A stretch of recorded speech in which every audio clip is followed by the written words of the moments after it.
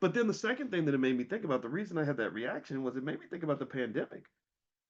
Because during the pandemic, did anybody else know? Tell me if you noticed this. Did anybody else notice how suddenly during the pandemic their interest in keeping black people safe suddenly like hit an all-time high? Anybody notice that? How you had Dr. Fauci doing interviews with black leaders explaining to the black community why it's so important to get the shot. Anybody remember that? They never talked about black people that much.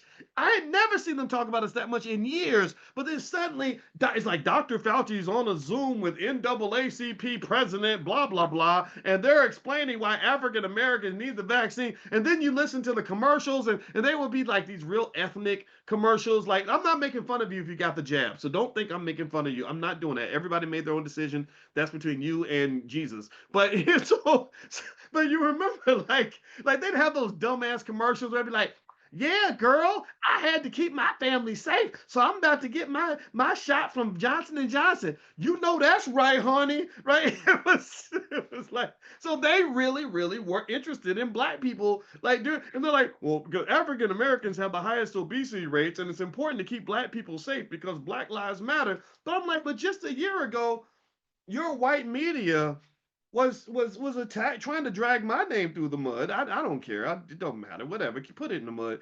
But they were trying to drag my name through the mud because I said that Lizzo should not be promoting obesity to a community that has such a high death rate related to obesity. You shouldn't be telling people that obesity is something that you should aspire to. It's okay if you love somebody who's obese. That's fine. I mean, I was loved when I was overweight. Nothing wrong with that. I'm saying though, but if you were to say, "Damn, boys, when you was 280 pounds, you was so delicious. You was like Heavy D, just Dr. Heavy D, and you ain't never been that delicious to me in my life. You was sexual chocolate, like a big old Hershey's kiss, and I just want to take a bite. Like, don't gas my head up, man.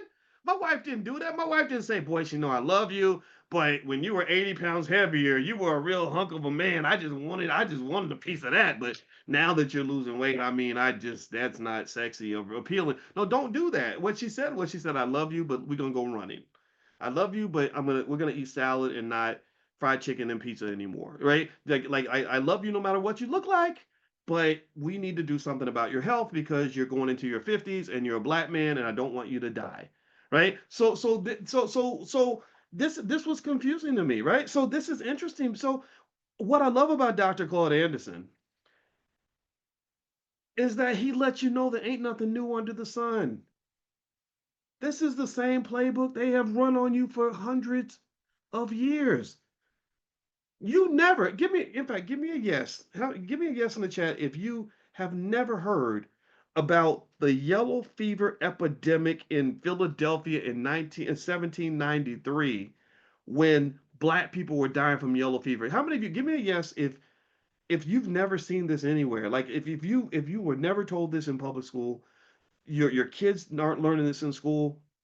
I mean, so this is why we gotta thank this man. I mean, this man is a national treasure. Thank you for sharing this. I just got it. So thousands of you are gonna watch this video. So there's thousands of us. And if everybody, in fact, give me another yes. Can you like make sure you go tell somebody?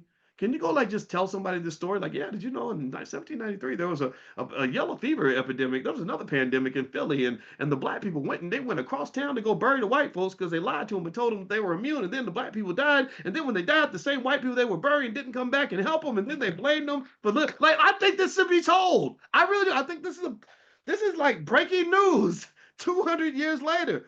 So so maybe I'm speaking on behalf of the ancestors. Maybe they're the ones who are saying, "Yeah, tell them, boys, let them know because didn't nobody have their back then? They were dying cold and alone, and nobody cared. They were in pain, and nobody helped them.